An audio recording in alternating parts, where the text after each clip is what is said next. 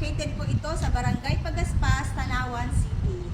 Ito po ang turnover unit ng Hacienda del Sol by Philtown. Pasok po tayo sa loob.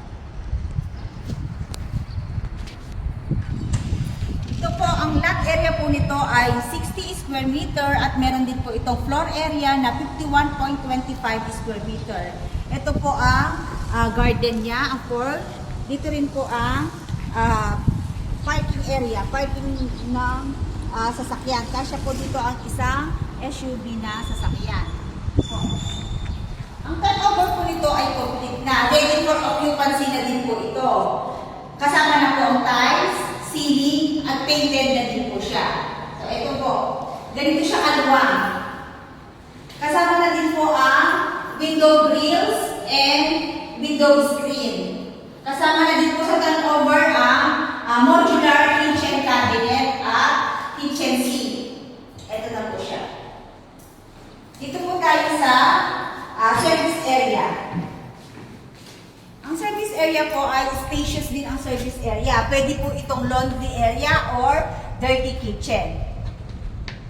Nasa sa inyo po kung gusto niyo po siyang ipa-enclose or open lang po siya na ganito. Ito po ang bathroom niya. Dito po. Medyo maluwang din po ang CR. Kasama na rin po sa turnover yan. Or meron po ditong maliit na family area. Nandito po. Medyo maluwang din siya. So, meron po dito na 2 bedrooms. Partitions. Naka-partitions na rin po ito upon turnover. Meron na rin po siya ceiling dito sa taas at naka-tiles na din po dito sa taas. So, ito po ang isang room. Ito po ang room.